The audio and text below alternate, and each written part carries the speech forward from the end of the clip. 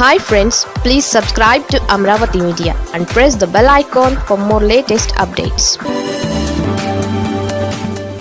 ఆంధ్రప్రదేశ్ మాజీ ఇంటెలిజెన్స్ అధికారి ఏబి వెంకటేశ్వరరావు ప్రభుత్వానికి ఇబ్బందిగా మారారు. ఆయన చేస్తున్న వ్యాఖ్యలు కూటమి ప్రభుత్వానికి, అందులోనూ టీడీపీకి తలనొప్పిగా తయారయ్యాయి. ఆయన మాజీ పోలీస్ అధికారిగా ఆ వ్యాఖ్యలు చేసినప్పటికీ సామాజిక వర్గం కోణంలో చూసేవారికి ఏబి టీడీపీకి నష్టం చేకూర్చే విధంగా వ్యాఖ్యానిస్తున్నారని అంటున్నారు. ఇటీవల కందుకూరు ఘటన అమానుష్యం, ప్రతి ఒక్కరూ ఖండించాల్సిందే. కులాలు మతాలు పక్కన పెడితే మానవీయ కోణంలో ఆలోచించాల్సిన ఘటన అది.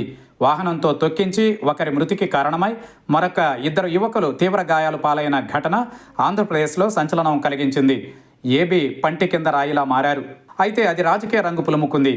బాధితులు కాపు సామాజిక వర్గానికి చెందిన వారు కావడం, హత్య చేసింది కమ్మ సామాజిక వర్గానికి చెందిన వారు కావడంతో వెంటనే ప్రభుత్వం అప్రమత్తమై నిందితులను అరెస్టు చేసింది.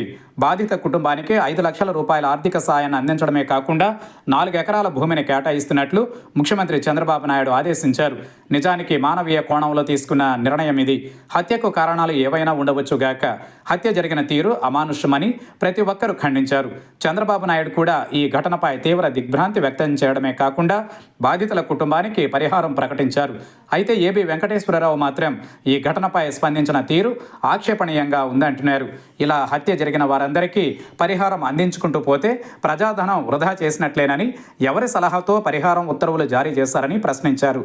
2 కుటుంబాల మధ్య జరిగిన ఘర్షణలో ప్రభుత్వ ధనాన్ని ఖర్చు చేయడమేంటని నిలదీశారు.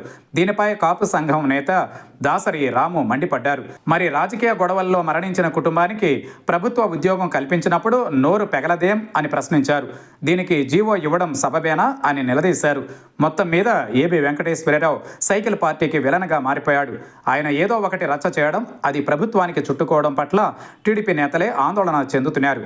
సీనియర్ ఐపీఎస్ అయిన ఆయన ఇలాంటి వ్యాఖ్యలకు దూరంగా ఉండాలని కోరుతున్నారు.